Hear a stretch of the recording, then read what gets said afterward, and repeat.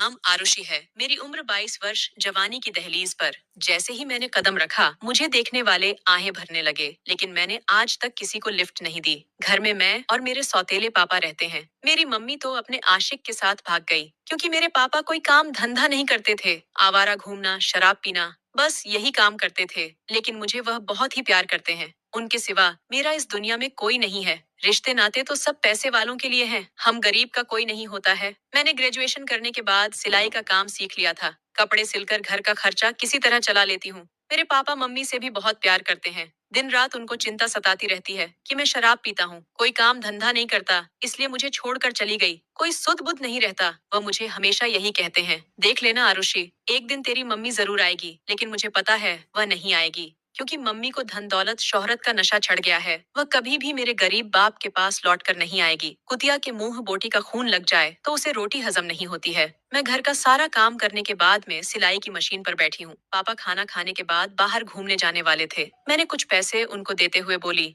बाहर भूख लग जाए तो चाय वाय पी लेना, और हाँ, आते वक्त अपना खंभा ले आना। वह शर्माते हुए कहने लगे, तू मेरा कितना ख्याल रखती है। मुझे पता है, अगर आप एक दिन भी शराब ना पियो तो आपकी हालत खराब हो जाती है। सारी सारी रात नींद नहीं आती है। मम्मी की तस्वीर के आगे खड़े होकर रोने लग जाते हो। मुझसे आपका दुख देखा नहीं जाता। अभी पैसे देकर बिगाड़ रही हूँ तो एक दिन सुधार भी दूंगी। शाम होते होते मेरा इंतजार खत्म हुआ। पापा ने दरवाजा खटखटाया। उन्होंने बहुत ज्यादा शराब पी रखी थी। मैंने चिल्लाते हुए कहा, मैंने कहा था ना, घर पर आकर पीना। अगर दोस्तों के साथ बैठ भी गए तो शराब कम पीते। बुरी तरह से लड़खड़ा रहे हो, खुद को संभालने का होश नहीं है तो क्यों पीते हो इतनी। जैसे तैसे बाहों का सहारा देते हुए मैंने पापा को खाने की टेबल के पास पड़ी कुर्सी पर बैठाया। खाना खिलाने लगी। नशे की हालत में उनके अंदर का शैतान जाग उठा। घोड़े सी ताकत लिए उनका शरीर अभी भी जवान था। मेरे खूबसूरत हुस्न को देखकर उनकी आंखें चमक उठी। मैं समझ चुकी थी कि अगर इंसान को भूख लगी हो तो हम रोटी से पेट भर सकते हैं, लेकिन जिस्म की आग बुझाने के लिए एक जीवन साथी का होना जरूरी है। पापा के हाथ मेरे शरीर पर यहाँ वहाँ लग रहे थे। उनका भी क्या दोष। निगोड़ी मेरी जवानी चारों तरफ से खिल रही थी। अच्छे भले इंसान का दिमाग खराब हो जाए, मुझे देखकर वह तो फिर भी नशे में है। मेरी मम्मी ने ठीक नहीं किया,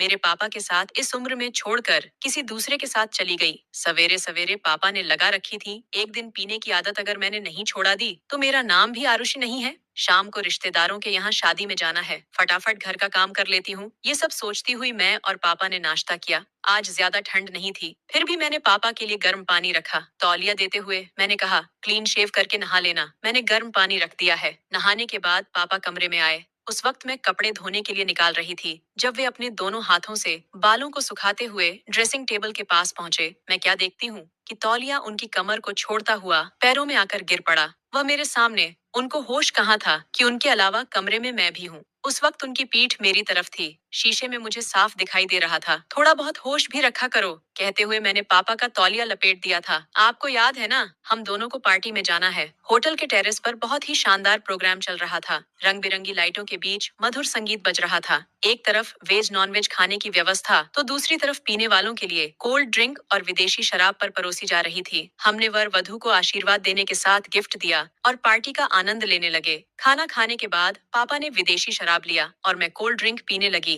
वह मुझसे आंखें चुराते हुए खूबसूरत लड़कियों और औरतों को देखने लगे। एक से एक पटाखा वहां फोड़ा जा रहा था। मैंने देखा, उनका गिलास अभी भी भरा हुआ है। वह आज मुंह से नहीं, आंखों से शराब पी रहे थे। तभी एक खूबसूरत हसीना हमारे पापा के पास आके कहने लगी, हाय यंग मैन, मेरे साथ डांस करोगे। उसने पापा का हाथ पकड़ लिया। मैं जल भूनकर राख हो गई। पापा उसके साथ खींचे हुए डीजे तक चले गए। अब दोनों चिपक चिपक के डांस कर रहे थे। मुझे बड़ा गुस्सा आने लगा। कुतिया बड़ी खाई पी लगती है। मन करने लगा उसका मुंह नोच लूं। तभी मेरे अंदर से एक आवाज उठी, आरुषि, वह तुम्हारे पापा हैं, पति नहीं। जो तुम्हें इतनी जलन हो रही है, वह जवान और हैंडसम है। उनका भी मन करता होगा। किसी औरत के साथ तुम्हारी मम्मी का तो सुख मिला नहीं। उनको खुशी हो रही है तो तुम बीच में क्यों टांग घसीट रही हो। पापा ने कहा, आज तो मजा ही आ गया। पार्टी में सारी कसर पापा ने पूरी कर दी। मैं गुस्से से भड़क उठी, हाँ, आपको तो मजा ही आएगा। कैसे? चिपक चिपक कर उस औरत के साथ मजे कर रहे थे। अरे तुम उसे जानती नहीं आरुषि, वह तुम्हारी मम्मी की सहेली रेखा है। बेचारी के पति ने छोड़ दिया। हाँ, तभी तो तुम दोनों की जोड़ी जम रही थी। मैं फिर जल्द भूकर राख हो गई।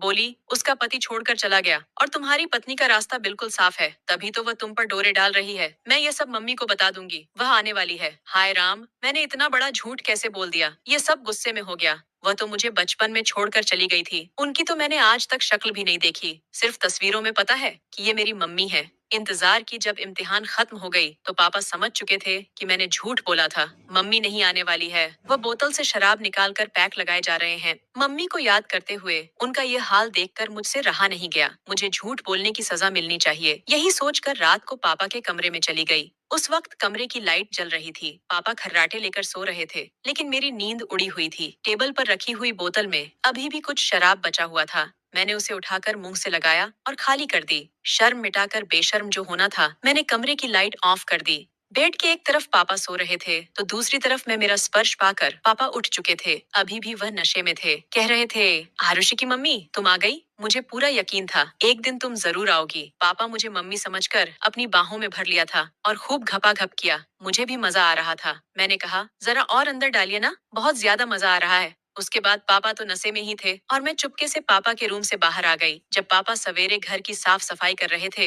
ये देखकर मैं हैरान रह गई। मैंने पूछा, क्या बात है? पापा जी बड़े खुश लग रहे हो। वह बोले, रात को तेरी मम्मी आई थी, इतना गंदा घर पड़ा था, क्या सोच रही होगी। मैंने आज से पीना भी छोड़ दिया है। मेरे होठों पर मुस्कान दौड़ने लगी। कुछ पाने के लिए बहुत कुछ खोना पड़ता है। तो दोस्तों, हमारी आज की कहानी कैसी लगी, हमें कमेंट बॉक्स में जरूर बताएं। धन्यवाद।